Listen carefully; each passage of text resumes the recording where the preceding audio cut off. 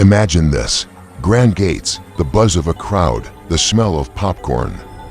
It's the late 19th century, a time of wonder, a time of world fairs and grand expositions. People flock to see the latest marvels of science and technology.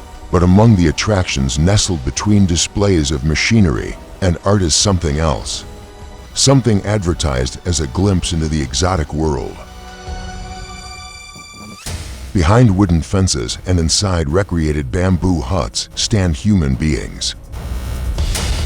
Men, women, and even children taken from their homes across Africa, Asia, and the Americas. They are not guests, they are exhibits.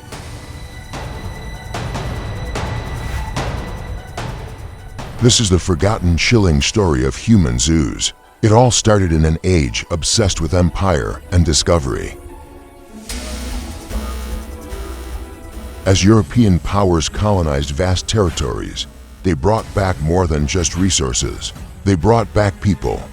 They called these displays ethnological exhibitions, a supposed educational window into primitive cultures. In reality, it was a stage for dehumanization.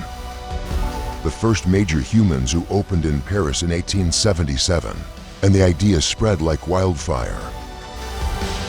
London, Berlin, Brussels, even New York all hosted these attractions. Think about the 1889 Paris Exposition, the very same one that gave us the Eiffel Tower, alongside that symbol of modernity. Over 400 African men and women were put on display in a fabricated Negro village. Millions of visitors came to stare, to point, to laugh. The people inside were stripped of their names, their identities, their humanity. They were simply curiosities. In Berlin, a colonial village was built right inside the city's zoo. People from Cameroon and Namibia were forced to perform dances, to live out a caricature of their lives in the wild. Visitors would throw food at them, mocking their languages and customs. For the Western world, this was a weekend spectacle, a family outing. For those behind the fences, it was a prison of public humiliation. One of the most heartbreaking stories is that of Odina, a young man from the Congo.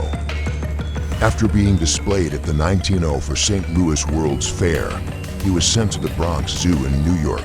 There he was placed in the monkey house, sharing a cage with an orangutan. A sign was hung on his enclosure. Crowds jeered and threw peanuts. Newspapers called him an interesting exhibit. While black ministers fought for his freedom and eventually succeeded, the trauma was irreversible. A man who had been caged like an animal never recovered. He died by suicide a few years later. His story is just one of thousands that these zoos weren't hidden away. They were celebrated mainstream events or justified in the name of science and education. Brochures and so-called scientific journals compared Africans to apes, describing them as the missing link, prop up a false narrative of racial superiority, and justify colonial rule. In the same breath that Europe was inventing airplanes and discovering X-rays, it was putting people behind bars to prove a point. By the 1930s, the tide began to turn. The rise of fascism and a growing anti-racist movement forced society to confront its own ugliness. The human zoos were slowly dismantled.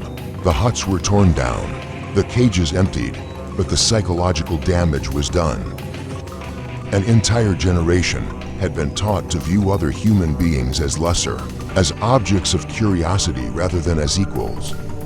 The stereotypes and prejudices born in these enclosures lingered for decades, shaping policies, media, and everyday interactions. Looking at the old photographs is haunting. You see smiling families in their Sunday best, posing for a picture next to a cage, completely oblivious to the profound cruelty they are witnessing. The faces behind the bars are often anonymous, their names lost to history, labeled only by their tribe or as specimens. But they had names.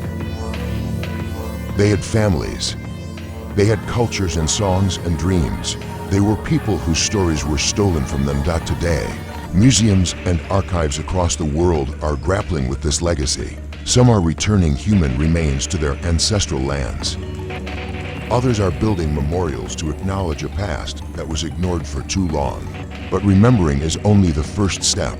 The real challenge is to understand how such a thing could ever have happened. Human zoos were not an accident. They were a mirror reflecting the darkest parts of a society that valued power over empathy.